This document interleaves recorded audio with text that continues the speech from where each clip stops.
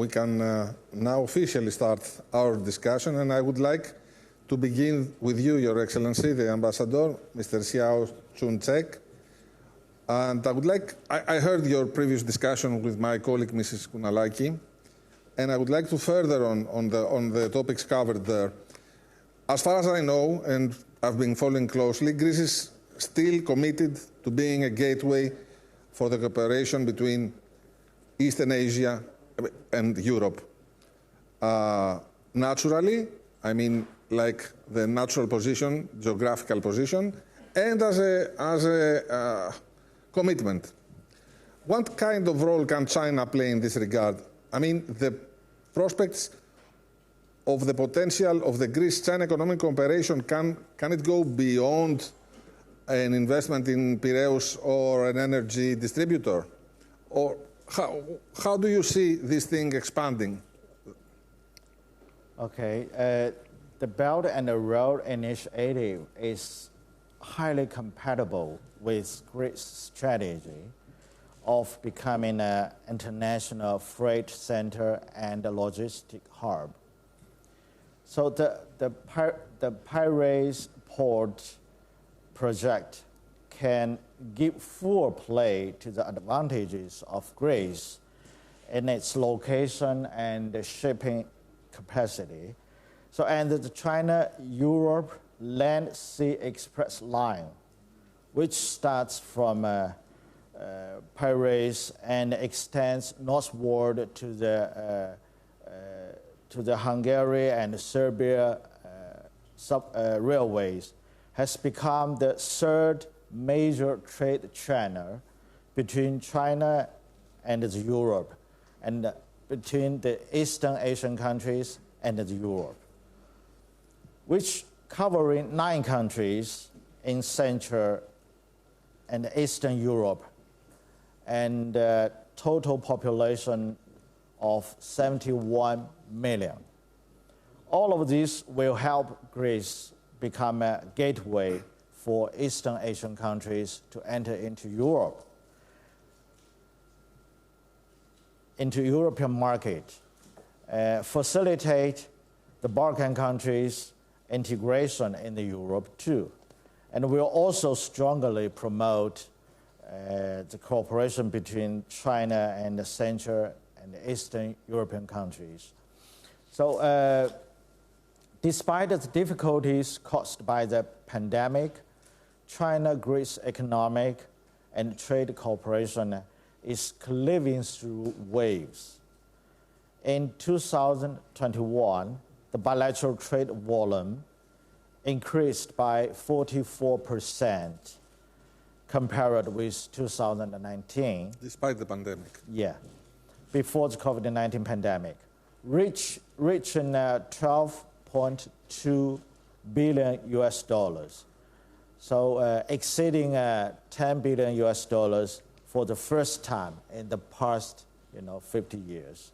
So according to the statistics of the Greek side, over the decades since the debt crisis, net foreign direct investment inflows from China, of course, including Hong Kong, totaled nearly 2.2 billion euros, and China is Greece's largest source of foreign investment outside of Europe.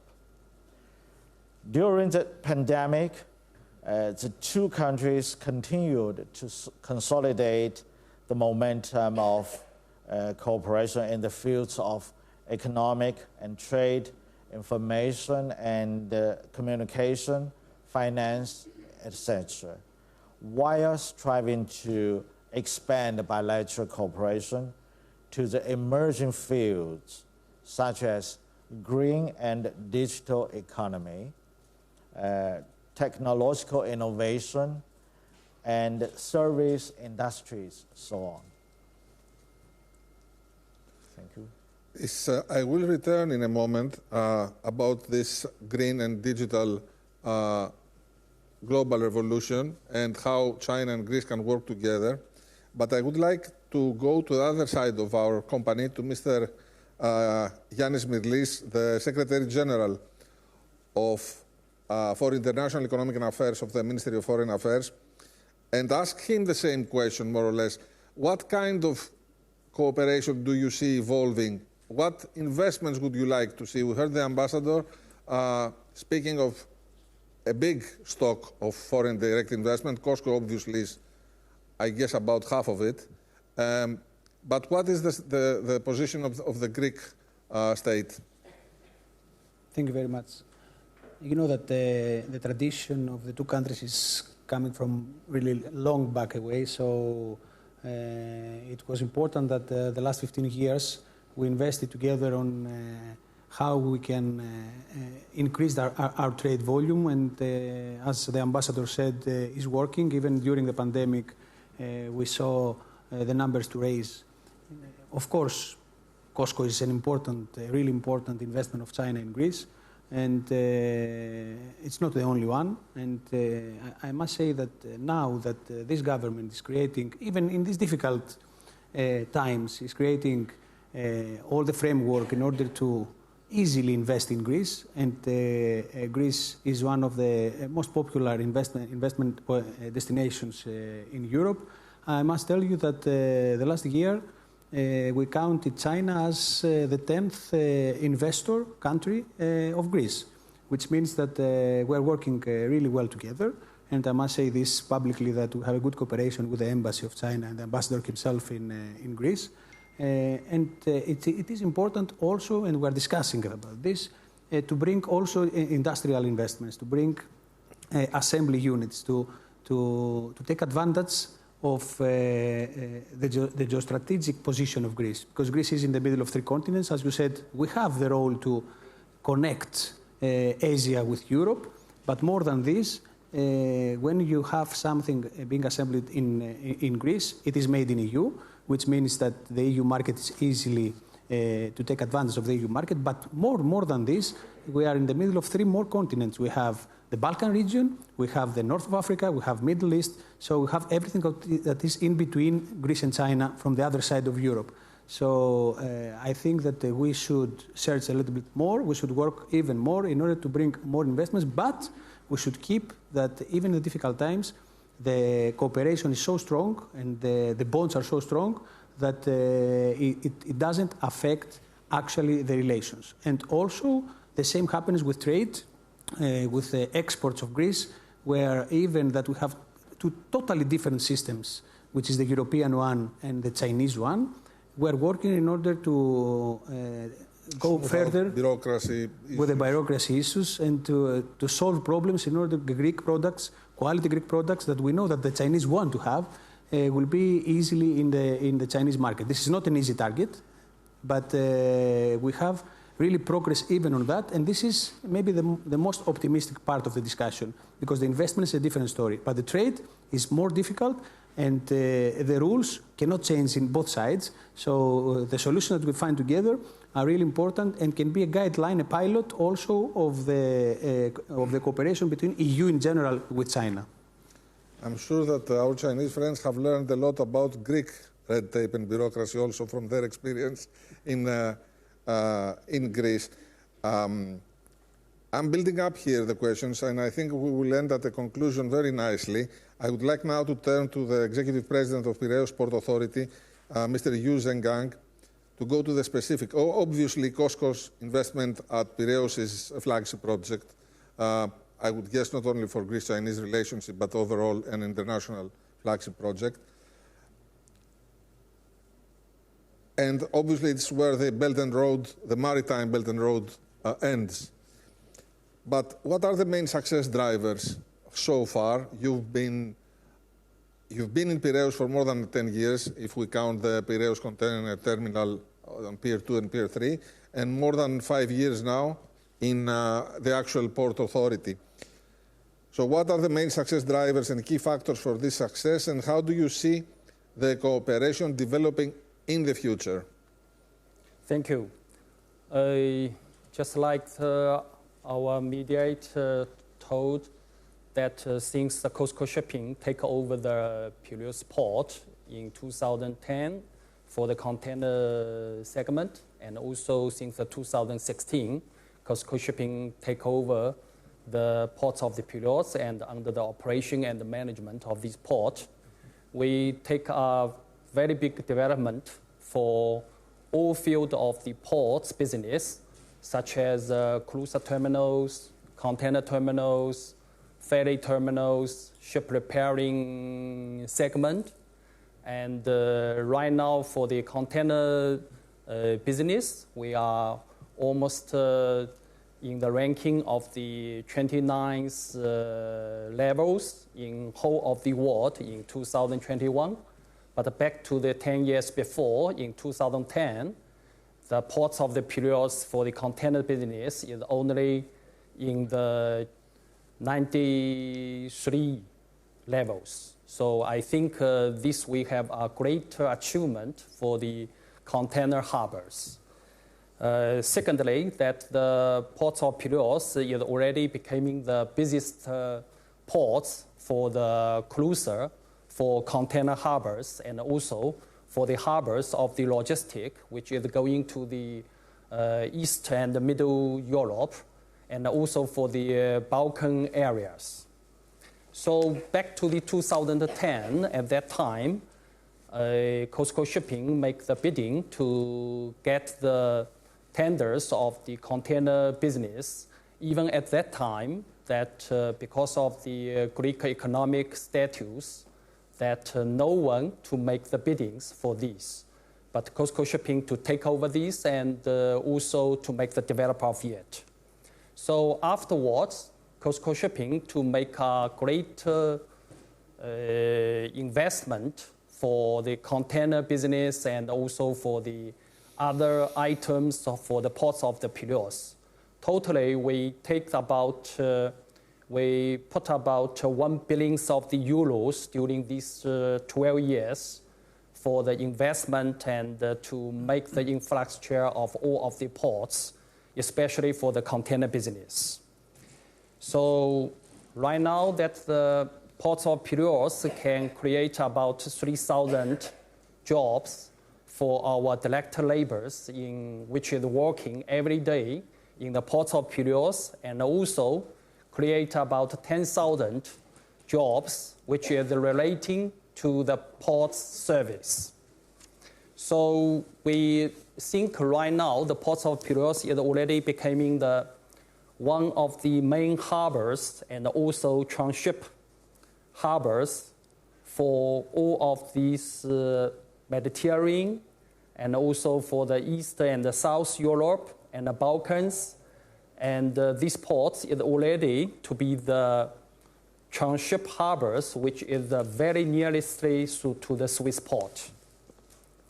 So from now on, we just like the others mentioned that we will put these ports of Piraeus to be the more environmental green port, and also with some digital renovations for these ports. I think this is which we are get during these 12 years and also for our future plans. Would I be correct to assume that once we've cleared recent hurdles, that the Greek government has said that are of technical nature and they will be resolved quickly, you will resume investments? Yes. I will be correct. Thank you. I will now turn to Ms. Li Shuping, the country head of Bank of China, and I would like to ask you, what kind of role can Chinese financial institutions play in the development of the Greek-Chinese economic relation? Obviously, you have, if I remember correctly, you have financed a big part of investments of COSCO Shipping in Piraeus. I think you're also contributing to IPTO financing, and from what I remember, also shipping and shipbuilding. So would you like to expand on this? Okay, yeah, thank you. Chinese financial institutions such as Bank of China would like to contribute to the establishment of business and relationship of Greece and China. Under the Belt and Road Initiative, just like the ambassador said just now. Yeah, the Chinese bank, especially the main Chinese banks, would like to facilitate the cross-border business between Greece and China. I just take Bank of China as an example. Bank of China is the most globalized and integrated bank among all Chinese banks. And our history is the longest history. We have, this year is our 100 years anniversary. Yeah. And we have extensive global network. And we can use our network to support the companies worldwide. Especially in Greece, Bank of China Athens branch established in 2019. And we are an affiliate of Bank of China Europe. Bank of China Europe, located in Luxembourg, and they have already been in Luxembourg for more than 40 years, and they have sufficient experience in the European market. And nowadays, Bank of China has 15 branches across 15 countries in EU countries here. Athens branch is a new one, and we focus ourselves on the Greek market, and our mainly target, our mainly role is the following 3 points. Firstly is we support the local Greek companies, develop the local business here. Of course, local business and international business as well. We cooperate closely to the financial institutions, the Greek financial institutions, and develop the Greek business to promote the economic and finance increase here. This is the first one. And then second one, of course, Bank of China, we support the Chinese going global companies invest in Greece, and such as Piraeus Port, and then a lot of Chinese companies, they are interested in invest in Greece. So we can help them to invest here and then to help them to develop their business and increase their development here. Thirdly, Bank of China create a platform for matchmaking. Just now I just said Bank of China has global network. By using our network, we support the Greek companies to find their Chinese partners inside China. This is Bank of China. We have our own brand, matchmaking brand, Bank of China Matchmaking. And then Bank of China has more than, I think, millions of corporate clients inside China. And we help the Greek companies to find their partners. And meanwhile, we help the Chinese companies to invest here, to find potential investors here. And I think in the future, Bank of China would like to be a platform and bridge to help the bilateral relationship, to help the bilateral business, to help the bilateral investment in both for Greece and China. This matchmaking function that you just described, how long have you launched it in Greece? Is it a thing of the past 2 years or recent? We registered in 2019, November, and then we started our business in 2020, March. It is very interesting because this is the kind of help that many Greek companies and Chinese companies that would like to see, not only the financing, which obviously is very important. Thank you. I should return to you now, Your Excellency. You spoke earlier about digital and green projects and innovation. We have, for the size of our economy, a very considerable sum of money from the European Resilience and Recovery Fund. About 2/3 of those monies are earmarked for digital and green projects. Do you see any way that the Greek-China Belt and Road Cooperation can expand on these too, on making a greener economy and a digital transformation? Over 60%, as you said, of Greece 2.0 plans recovery funds will be invested in their projects of green transition and the digital economy, which is very significant to Greece's future industrial structure and the driver of economic development. So green transition and the digital economy are also important parts of the BRI between China and the relevant countries.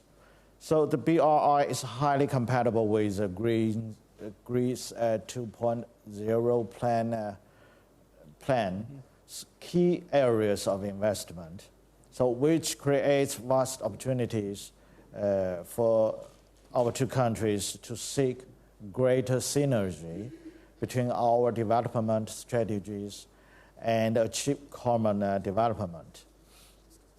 So our two sides have already laid sound foundation for this cooperation in the area of energy transition and the green development. So investment of China's COSCO shipping has transformed and upgraded the Paros Port, setting an example of green infrastructure connectivity. So the State-Grid Corporation of China is a strategic investor of Admir. The Great Peloponnese Grid Interconnectivity Project, which is developed by these two corporations, has been already put into commercial operation. So this project provides stable and reliable electricity for Greece. So Chinese companies have also actively participated in Greece's photovoltaic and CSP projects. Regarding digital economy cooperation, the Seeds for the Future project or program of Huawei helps Greece to cultivate the ICT talents. So there are huge potential for China and Greece to strengthen cooperation in digital economy. We would explore the possibilities of the cooperation in areas such as e-commerce and internet infrastructure. I hope the Greek side could maintain its strategic determinants and advance the bilateral cooperation with confidence while ignoring the external interference and obstructions. It's not very easy, Your Excellency, to ignore very often being part of Eurozone has its benefits but its obligations. I understand what you're speaking about, and I hope it will be able to accommodate such external voices. Should I ask you, your Secretary General, Mr. Smyrlής, you spoke earlier of red tape and bureaucracy and things that have to be smoothened out, not only for investments but for trade.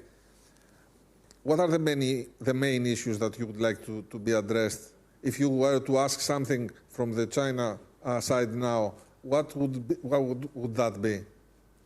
It's not just one thing that it should be done. The thing is to create the appropriate procedures in order for any kind of product of good that we are sending to China, then to have a pilot that we follow.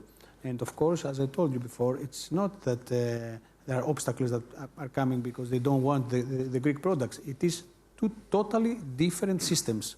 And as we do the same in order something to come in Europe, you have some standards that they should follow, some procedures that should follow. So, for example, there is Crocos Kozanis, which is something that is in the market of China for many years now, but it's like a medicine. And it's not only a medicine, mm-hmm. It is also a product that you can eat. So in order to change the category on that, it was a huge procedure that at the beginning was not even possible to change it. And now After we found the solution with His Excellency the Ambassador, the next months it will be solved. It took us 6 months, but this is a pilot on which we can work on in order to solve these problems. And I must tell you that already there are a lot of Greek products that the Chinese market is asking to be there. And this is a pressure that is coming from the Chinese market for the Greek products. So we take advantage of this. I'm telling this in a good way.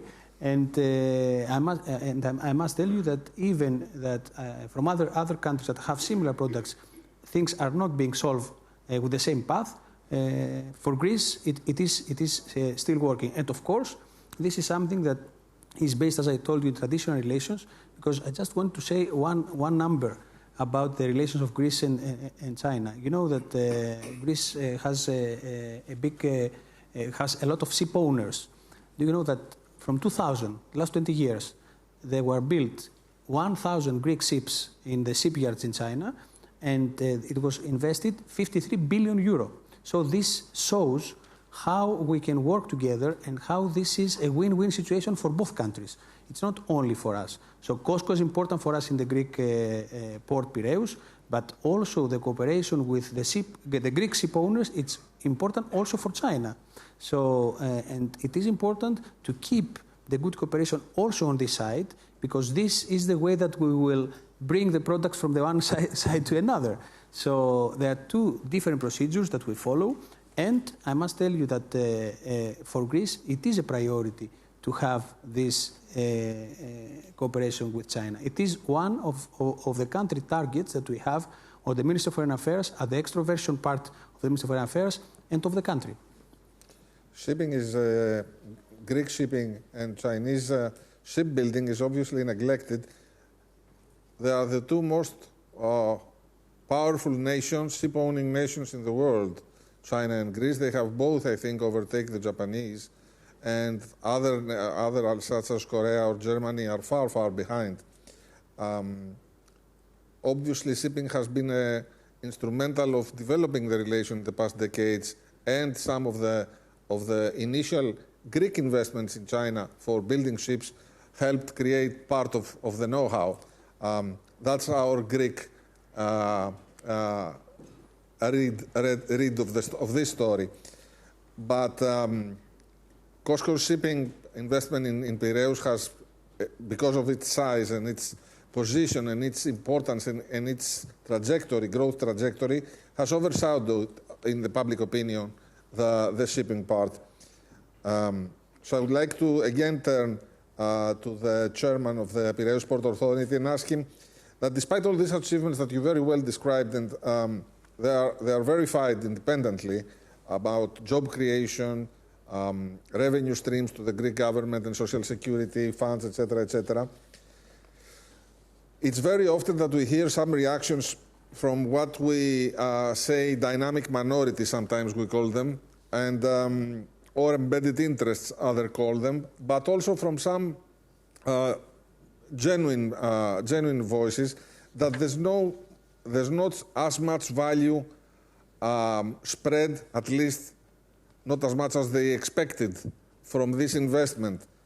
Would you like to comment on this, sir, please? Okay, thank you.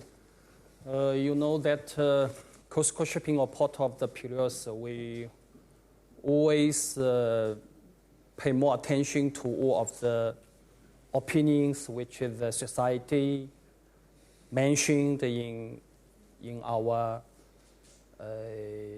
Piraeus port operations. And we will always promote our port of Piraeus in the spirit of the both benefit for all of the stakes and also for the Greek societies. So we always respect all of the opinion from the all field of the society, and also showcasing of our good intention and also admiration of the Greek peoples, Greek countries, and Greek histories. Secondly, that we always put the cooperations social responsibility as our priorities of our companies. So we're always doing a lot of social responsibility to all the field of the, also the besides the cities of the municipals. So we also, you know, with our development of our economicals, and we give the every year concession fees about, this year is about 5.5 million to the local community cities.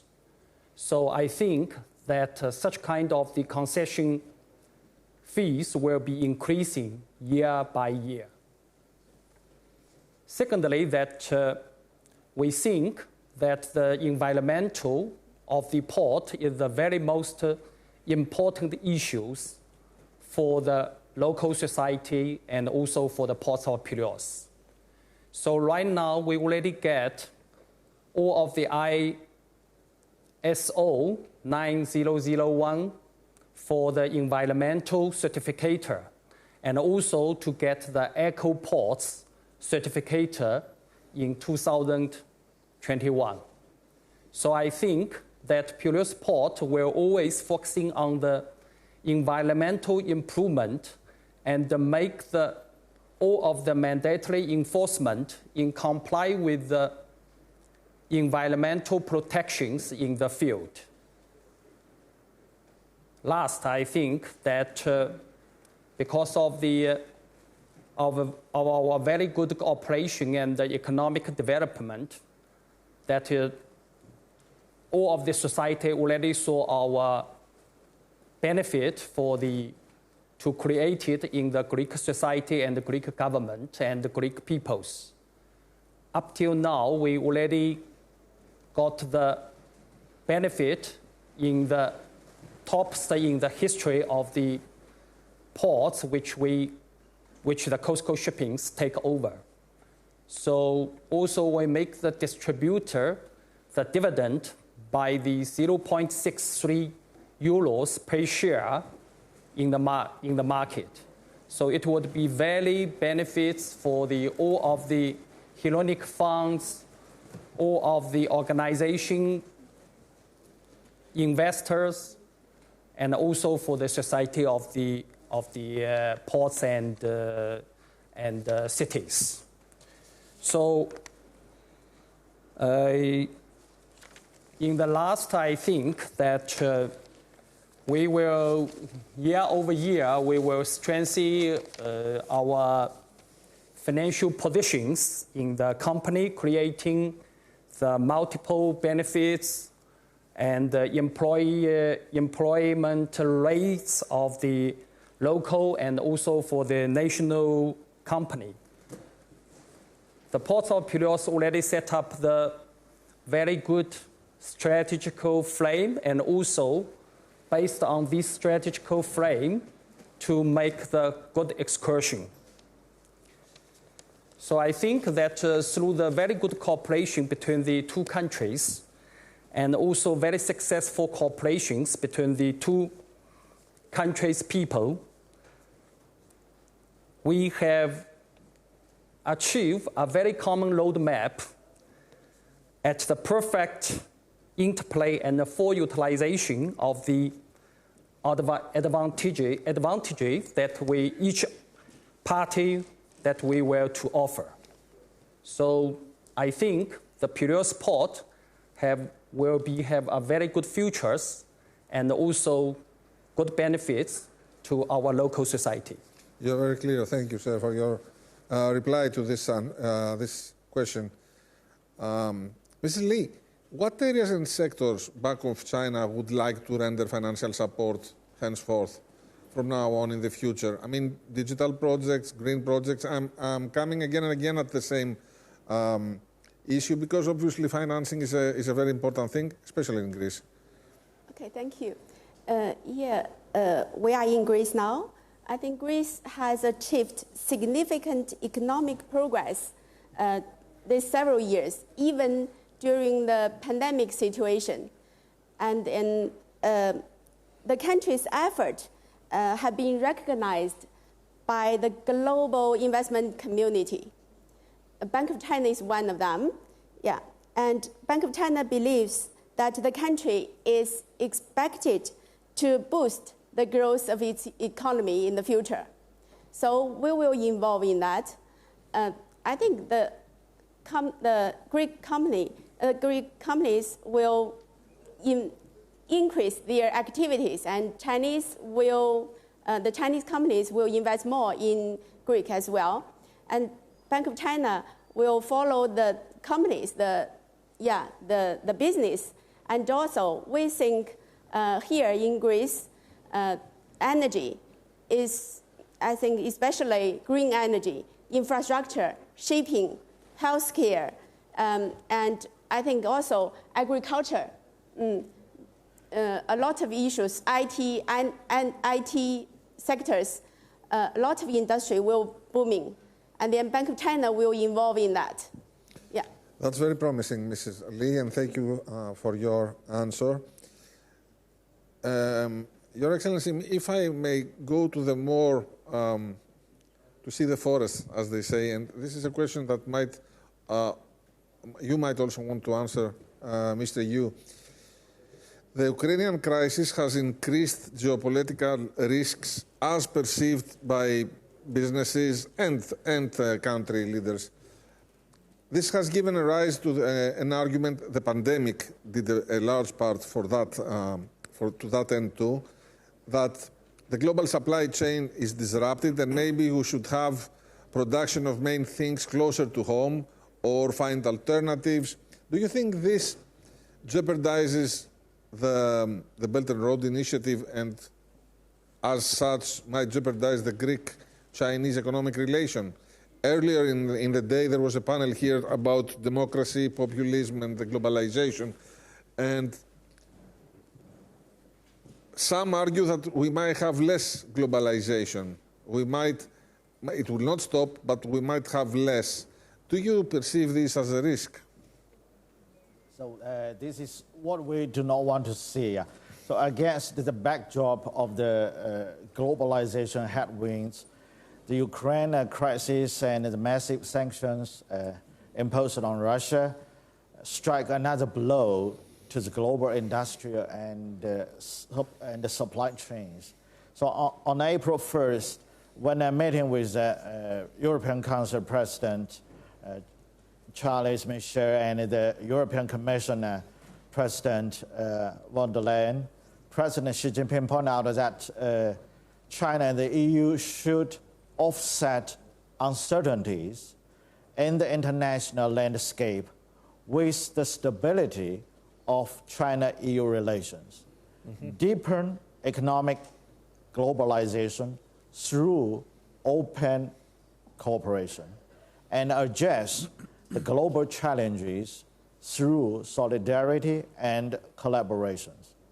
So China and the EU, as well as the international community, should promote peace talks, preventing this regional conflict from deteriorating or affecting the wider areas. And we should not allow attempts to politicize or weaponize the world economy or use the world economy as a tool. For such attempts will trigger serious crises in global finance, trade, energy, food, and industrial and supply chains. So we oppose that China and the EU should jointly oppose the unilateralism and the protectionism and steer to the free trade and the multilateralism. So, thank you, sir. We have less than a minute left, and if all of you, I don't know whether Mr. Yu, would you like to answer the same question? No, I don't have a question, but I think that because of the pandemic and then the periods, because of the very good locations in the logistic chains, so it would be much better to attract more cargoes and to be the harbors for the East and the Middle Europe. I would like a short closing remark from Secretary General for International Economic Affairs, Mr. Σμυρλής. What I have understood so far from this cooperation is bigger problems, structural problems in, let's say, high politics might exist, but economic cooperation is working, is penetrating the relations, and it's benefiting both our countries. This is a good way, functionalism, it's the theory of international relations, might work to solve even bigger problems, like the ones we talked about earlier. Would you like to comment? You know that economic diplomacy is a big part of the international affairs anymore, so that's how we invest for our future. And I must tell you that for China in 2022, in the National Plan of Extroversion, we have 36 planned actions that have to do with tourism, have to do with investments, have to do with trade, bilaterally, multilaterally. And I want also to tell you that our world changed the last weeks after this invasion in Ukraine. And of course, this means that economic diplomacy is having an even more important role, because these are the relations that now are the critical ones if we are going to have all the goods that we need for our society, for our people. So maybe globalization is a question for now, but regionalization, maybe it is an answer. But of course, with always having global players present, it is our duty to find ways to avoid to have our society destroyed from this new crisis that is coming. So on that, our economic diplomacy, our plans for extroversion, our actions are really crucial for the next months and of course for the future of our people. I understand the commitment is mutual from both sides. Thank you very much, Mr. Ambassador. Dear sirs, Madam, thank you very much. Thank you for watching us.